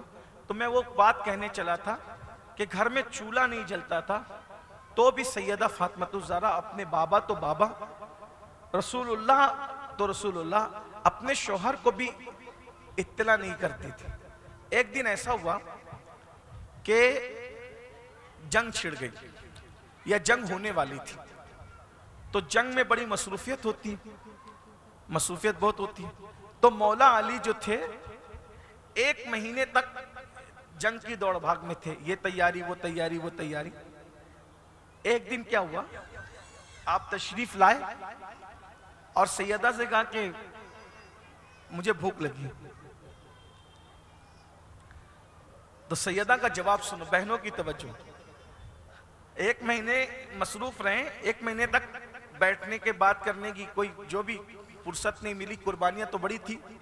1 महीने के बाद अगर शौहर कभी घर में बोले कि भाई चलो आज खाना खिला दो, तो रोजाना तो मसरूफियत की वजह से बाहर कभी खजूरें खा रहे हैं, कभी सत्तू खा रहे हैं, जंग का माहौल है, जो भी मिल रहा है, लेकिन आज घर में है। औरतें तो बरस पड़ेगी ना, महीने भर आपने तवज्जो किधर दी और क्या क्या नहीं कहेगी पता नहीं। लेकिन सैयदा का जवाब सुनो, 1 महीने से घर में कुछ पका नहीं है और मौला अली कहते हैं कि घर में कुछ खाने को है, तो सैयदा ये नहीं कहती कि घर में कुछ नहीं है, बल्कि क्या कहती है पता है? घर में अल्लाह की बरकत ही बरकत है। तवज्जो, घर में अल्लाह की बरकत ही बरकत है। 1 महीने से अपने घर में चूल्हा नहीं जलाए। मैंने हसनैन करीमैन को रोजाना पानी पिला पिला कर, बहला फुसला कर सुलाया, कभी बकरी का दूध कभी पानी, बच्चों को बहला करके रोज सुलाती थी और मैं भी पानी पीकर सो जाती। ये नबी की बेटी है। किरदार देखो। मैं कहता हूं लोग चिराग लेके ढूंढने की बात करते हैं, मैं कहता हूं जाओ सूरज लेके ढूंढो, ले आओ ऐसी शहजादी। बल्कि नबियों की कायनात में भी किसी नबी के घर में ऐसी बेटी पैदा नहीं हुई। अरे आम इंसान तो आम इंसान है। सुलेमान अलैहिस्सलाम हो, इब्राहिम अलैहिस्सलाम हो, इस्माइल अलैहिस्सलाम हो, मूसा अलैहिस्सलाम हो, सबकी बेटियों की अहमियत अपनी जगह, लेकिन उन नबियों के घर में भी फातिमा जैसी बेटी पैदा नहीं हुई। बल्कि बढ़ के जुमला और सुन लो, खुद नबी के घर में भी फातिमा जैसी और कोई बेटी पैदा है। वो 3 शहजादियां और थी, वो भी बड़ी शान वाली थी, लेकिन फातिमा तो ज़हरा जैसी वो भी नहीं थी। है सैयदा, सैयदा है। अजान अजान सैयदा सैयदा है। हुसैन और हसन जैसे बेटों के लिए ऐसी ही मां चाहिए थी। तो कहने लगी कि मैंने तो 1 महीने तक ऐसे ही किया। तो मौला अली तड़प गए। वो कहा तुमने मुझे बताया तक नहीं इतना। तो कहा मेरे सरताज, आप तो जंग की मसरूफियतों में थे, अपने अल्फाज में समझाऊं, यानी तुम पहले से टेंशन में थे, मैं तुम्हें और कहां टेंशन देती। उन्होंने जुमले नहीं कहे, लेकिन मैं समझाने के लिए सिर्फ कि आप परेशान थे, मैं आपको कहां परेशान करती। मैंने नहीं कहा अच्छा 1 महीने से तुमने कुछ नहीं खाया? जी मैंने नहीं खाया। अब बताया भी नहीं? हाँ बताया भी नहीं। अब बताओ, ऐसी बीवी सब्र वाली हो तो झगड़ा होना कब है? झगड़ा होना कब है? मेरी बहनों जरा गौर करें। यहां तो अगर माज़अल्लाह मेहंदी लगाने को पैसे ना हो, चूड़ी पहनने को पैसे ना हो, तो वो शौहर से लड़ जाती और कहती पूरी जिंदगी आपने कभी मुझे सुख दिखाया ही नहीं, पूरी जिंदगी कभी आपने मेरी मांग पूरी नहीं। ये सब नाशुक्रापन है, और जो शौहर की नाशुक्री है वो अल्लाह की नाशुक्री है। मेहंदी लगाओ, औरतें जरूर मेहंदी लगाएं, लेकिन और फरमाया गया मेहंदी औरतों का पर्दा है हाथ का, लेकिन मेहंदी कैसी लगाओ? मेहंदी वैसी लगाओ जैसे बुजुर्ग खवातीन लगाती। अपनी मेहंदी पूरे हाथ में लगा लो, और अगर अपने हाथ से बेल बूटे बना सकती या औरतें घर की बना सकती तो बना लो, नाखून पे लगा लो ताकि वो। चूड़ियां पहनो, बगैर चूड़ियों के हाथ ना रखो। आजकल ये भी फैशन बना है, बगैर जो है वो चूड़ियों की औरतें घूमती रहती है। औरत के हाथ में चूड़ी होना चाहिए, यानी निस्वानियत हो कि भाई कि किसी खातून का हाथ है। आजकल बच्चे, फर्ज वाजिब नहीं कह रहा हूँ, मेहंदी लगाओ लेकिन किसी अजनबी मर्द से मत लगाओ। मेहंदी लगाने के लिए क्लब में मत जाओ। मेहंदी चूड़ी पहनने के लिए किसी अजनबी मर्द के हाथ से चूड़ी ना पहन। जब अपने नबी के हाथ में औरत हाथ नहीं दे सकती तो चूड़ी पहनाने वाले मर्द के हाथ में औरत हाथ कैसे दे सकती? चूड़ी थोड़ी ढीली पहनो, अपने हाथ से पहनो। अगर मुश्किल आती है तो शौहर के हाथ से पहन लो, शौहर नहीं पहना सकता तो कोई बहन के हाथ से पहन लो। वैसे आमतौर पे ढीली चूड़ियां अच्छी है, अपने हाथ से खुद ही उतार चढ़ाव वाली पहन लिया करो। किसी अजनबी के हाथ में अपना हाथ मत दो। हदीस पाक है कि जब औरत किसी अजनबी के हाथ में अपना हाथ देती है तो उस हाथ पे सबसे ज्यादा अगर किसी का हक है तो जहन्नम की आग का हक है। चले मैं बात पूरी कर लूं, बात मुकम्मल करूं, क्योंकि फिर रात को जलसा है। फिर अगर मजीद सुनना है तो फिर रात को आ जाएं, बाबा ताजुद्दीन के कदमों में बैठकर कुछ सबक सुनाएंगे उनकी बारगाह में। तो सैयदा ने कहा कि आप इतने मसरूफ थे, मैंने सोचा कि जंग का टेंशन है, अब आपको क्या मजीद टेंशन दूं, इसलिए मैंने आपको कुछ कहा नहीं। अच्छा ठीक है, रुको। अब मौला अली कह रहे हैं रुको, मैं कुछ इंतजाम करता हूं। मौला अली कह रहे हैं अब मुझे अपनी भूख से ज्यादा एहसास यह है कि मैं सैयदा को खिलाऊं, नबी की शहजादी को खिलाऊं। आधी रात गुजर गई है, मौला अली कहते हैं मैं इंतजाम करता हूं। लेकिन मौला अली इंतजाम के लिए किसी के पास कर्जा मांगने नहीं गए, बल्कि आप ढूंढने के लिए गए कि काम कहां मिलेगा। इत्तेफाक से अल्लाह की शान, मौला अली निकले तो मदीने मुनव्वरा में किसी बाहर शहर से काफिला आया था। मार्केट में जो अनाज वगैरह जो सब आते हैं, जो भी आया होगा, तो मौला अली पहुंचे, फरमाया कि तुम लोगों को सामान उतारने के लिए आधी रात को मजदूर की जरूरत तो होगी, कोई मिलेगा नहीं इस वक्त, मैं उतार दूं। वो अजनबी लोग थे, उन्होंने कहा जवान अगर तू ये हमारा सारा सामान उतारेगा तो तुझे कितना देना पड़ेगा? आपने मैं तुमको जो देना है दे दो। तो उन्होंने कहा हम तुम्हें 2 दिरहम देंगे, हमारा सारा सामान उतार दो। फातह खैबर के लिए क्या मुश्किल था, सामान धड़ाधड़ उतार दिया। सामान उतर गया तो 2 दिरहम दे दिए। 2 दिरहम लिए, उसमें से 1 दिरहम सदका किया। देख रहे हैं, ये ऐसे होते हैं मोहम्मद के घराने वाले। 1 महीने तक चूल्हा नहीं जलाए, अब 2 दिरहम मिले हैं, 2 में से 1 दिरहम सदका करें। 1 दिरहम से कुछ जौ का आटा किसी को जगा के लिया, और घी लिया और पनीर लिया, जो भी लेना था लिया और लेकर के आए। सैयदा को कहा कि सैयदा ये मैं लाया हूं, जल्दी जल्दी खाना तैयार करो। सैयदा ने क्या किया, इतना वो आटा था, इतना वो पनीर और सामान था, उसमें बनी 3 रोटियां। कितनी बनी? 3 रोटियां। 1 रोटी मौला अली को दे दी, आधी रोटी में दोनों शहजादों को आधी आधी करके खिला दिया, और 1 रोटी अपनी कनीज को दे दिया खाने के लिए। गौर करें जरा, ये नबी की शहजादी, और मेरे नबी की शहजादी ये शहजादी है। 1 महीने की भूख नहीं, अगर खाना पकने में लेट होता है तो औरतें खाना पकाते पकाते खा लेती है। हमने अपने बचपने में देखा है ना, फुप्पियों को, खलाओं को, चचियों को, कि खाना पकने में लेट हो गया तो औरतों को भूख लगती है, तो फिर वो शौहर की किसी की परवाह नहीं करती, वो पकाते पकाते कच्चा कच्चा भी खा लेती है। भूख बहुत बेकरार करती है, बहुत बेचैन। अरे भूख ही तो चोरी करवाती है, ये भूख ही तो इंसान से डाके डलवाती है, ये भूख ही तो इंसान को लोगों का कत्ल करवाती है। पाती है। अरे ये भूख और ये पेट की वजह से तो पूरी दुनिया में तबाही मची है, लेकिन ये नबी की शहजादी है, 3 रोटियां पकी है, 1 महीने के बाद घर में एक शौहर को दिया, आधी आधी करके बच्चों को दिया, और एक कनीज को उठा करके दे दिया, और उसके बाद पानी पी लिया। अब पानी पीने के बाद मुसल्ला बिछाकर इबादत के लिए खड़ी हो गई। मौलाए कायनात आए, फजर की नमाज के लिए गए, जब खाना वाना खा लिया चले गए, जब फजर के बाद है, फातिमा हमने तो खाया, तुमने क्या खाया? कहा सरकार 3 रोटियां पकी थी, एक आपको दे दिया, एक में से आधी आधी करके शहजादों को दे दिया, कनीज भी कई दिन की भूखी थी ना, उसको एक दे दिया, फिर तुम? हमने तो पानी पी के अल्लाह का शुक्र किया। मुझे बताया तक नहीं। कहा जब 3 से ज्यादा नहीं थी तो आपको बता के आपको दुख कैसे देती? मौलाए कायनात ने कहा फातिमा तुम जैसी औरत तुम्हारे बाद कयामत तक पैदा नहीं हो सकती। अस्सलाम वालेकुम रहमतुल्लाह।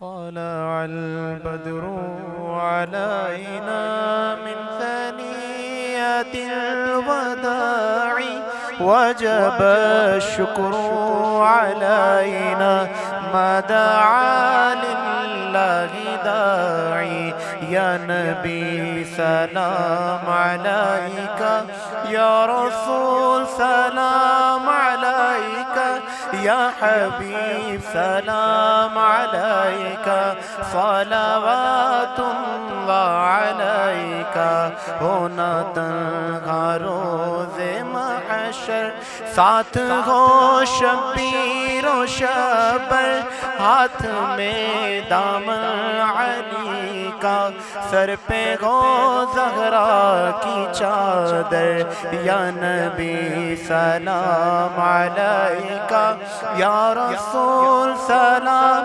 अलैका या हबीब सलाम अलैका सलावतुल्लाह अलैका। अल-फातिहा। बिस्मिल्लाहिर्रहमानिर्रहीम बिस्मिल्लाहिर्रहमानिर्रहीम अर्रहमानिर्रहीम अर्रहमानिर्रहीम मालिकि यौमिद्दीन इय्याका नअबुदु व इय्याका नस्तईन अल्हम्दुलिल्लाहि रब्बिल आलमीन अल्हम्दुलिल्लाहि हम्दन कसीरन कसीरा सुब्हानल्लाहि बुक्रतन व असीला अल्हम्दुलिल्लाहि क़ब्ल कुल्लि शै अल्हम्दुलिल्लाहि बअद कुल्लि शै अल्हम्दुलिल्लाहि मअ कुल्लि शै वल्हम्दुलिल्लाहि कमा हमिदहुल अंबिया वल मुरसलून अल्लाहुम्मा सल्लि व सल्लिम व ज़िद व बारिक अला सय्यदिना व मौलाना मुहम्मद व आले सय्यदिना व मौलाना मुहम्मद तिब्बिल क़ुलूबि व दवाइहा व आफ़ियतिल अब्दानि व शिफ़ाइहा व नूरिल अबसारि व ज़ियाइहा व आलिहि व सहबिहि व इब्निहिल करीमिल गौसिल आज़मिल गैलानी व हिज़्बिहि स्वलातन तुनज्जिना बिहा मिन जमीइल अहवालि वल आफ़ात व तक़दी लना बिहा जमीअल हाजात व तक़दी लना बिहा जमीअल हाजात व तक़दी लना बिहा जमीअल हाजात व तक़दी लना बिहा जमीअल हाजात व तक़दी लना बिहा जमीअल हाजात व तुतहिरुना बिहा मिन जमीइस सय्यात व तरफ़उना बिहा इंदका अला दराजात व तुबल्लिगुना बिहा अक़सल गायात मिन जमीइल खैरात फ़िल हयाति व बादल ममात इन्नका अला कुल्लि शैइन क़दीर। अल्लाहुम्मा या रब्बना या रब्बना या रब्बना रब्बना आतिना फ़िद दुनिया हसना व फ़िल आखिरति हसनतन व क़ीना अज़ाबन नार। अल्लाहुम्मा अहसिन आक़िबतना फ़िल उमूरि कुल्लिहा व अजिरना मिन ख़िज़्यि दुनिया व अज़ाबिल आखिरा। या अल्लाह या रहमान या रहीम, तेरे प्यारे महबूब सल्लल्लाहु अलैहि वसल्लम के सदक़े व तुफ़ैल हमारी इस महफ़िल को कबूल फ़रमा ले, हमारे गुनाहों को मुआफ़ कर दे, हमारी ख़ताओं को मुआफ़ कर दे। या अल्लाह जो बीमार है उन सब बीमारों को शिफा दे दे, जो मक़रूज़ है बारे कर्ज़ से निजात दे दे, जो परेशान है सबकी परेशानियों को दूर कर दे। या अल्लाह हमारे मरहुमीन की बेहिसाब मग़फ़िरत फरमा दे, उन सबको करवट करवट जन्नत की बहारें अता फरमा दे। या अल्लाह हमें और हमारी तमाम नस्लों की बुरी तकदीरों को भली कर दे, सोए हुए मुक़द्दर को बेदार फरमा दे, सबको नेक बना दे, जिनके बेटा बेटियों को रिश्ते नहीं अच्छे रिश्तों का इंतज़ाम फरमा दे, जो मियाँ बीवी में इख्तिलाफ़ात है उनमें ऐसी मोहब्बत दे दे जो मोहब्बत सैयदा फ़ातिमा और मौला अली के दरमियान थी। या अल्लाह जो रोज़ी रोज़गार के लिए भटकते हैं सबको अच्छी रोज़ी अता फ़रमा, जिनके ख़ुद के मकानात नहीं अल्लाह उनके ख़ुद के मकानात अता फ़रमा, जो बेटे चाहते उन्हें बेटे अता फ़रमा, जो बेटियाँ चाहते उन्हें बेटियाँ अता फ़रमा। या अल्लाह तू करीम करम फ़रमा। इस महफ़िल के इनेकाद में जितने लोगों ने सूफ़ी असलम साहब का साथ दिया अल्लाह सबको सेहत आफियत दराज उम्र बिल खैर दे, नेमतें दे, बरकत दे। मदरसा कादरिया अशरफिया को दिन दुनी रात चुगनी तरक्की अता फरमा। मेरे अल्लाह हमें मांगना नहीं आता, तुझे अता करना आता है। मौला सबके उठे हुए हाथों की लाज रख ले। मौला जो मांगे वो भी अता कर दे, जो ना मांग सके वो भी तेरी शान के लायक अता फरमा दे। मौला हमारी लाज रख ले, हमारी सब नस्लों को नेक बना दे। हमारे कौम के बच्चे जो जिना शराब जुए की तरफ चले गए, बेनमाजीपन बेदीनी की तरफ हमारे बच्चे नौजवान छोकरे जो चले गए, पूरी कौम के बच्चों को सुधार दे, संवार दे। मौला अली अकबर की जवानी का सदका दे दे, इमाम हुसैन की जवानी का सदका दे दे, इमाम हसन की जवानी का सदका दे दे। मेरे अल्लाह तू करीम करम कर दे, तू रहीम रहम कर दे। मौला निगाह करम फरमा दे, सबका बेड़ा पार कर दे, सबकी मुश्किलें आसान कर दे। सब तक जब तक ज़िंदगी दे ईमान और सुन्नियत पे दे, मौत ईमान पर मदीने मुनव्वरा में खात्मा बिल खैर अता फरमा। या अल्लाह हर लम्हा दीन पर इस्तिकामत दे। या अल्लाह हक़्क़ुल यकीन अता फरमा। इलाही बहक़्क़े बनी फ़ातिमा के बर कौल ईमा कुनम ख़ातिमा। अगर दावत अमरत कुनी वर कबूल मनो दस्त दामान आले रसूल। इन्नल्लाह व मलाइकतहु युसल्लूना अलन नबी या अय्युहल्लज़ीना आमनू सल्लु अलैहि वसल्लिमू तस्लीमा। अल्लाहुम्मा सल्लि व सल्लिम व ज़िद व बारिक अला सय्यदिना व मौलाना मुहम्मदिन मादिनिल जूदि वल करम व आलिहि व सहबिही सलातम व सलामन अलैका या जद्दल हसन वल हुसैन। सुब्हान रब्बिका रब्बिल इज़्ज़ति अम्मा यसिफून व सलामुन अलल मुरसलीन वल्हम्दुलिल्लाहि रब्बिल आलमीन। बहक ला इलाहा इल्लल्लाह मुहम्मद।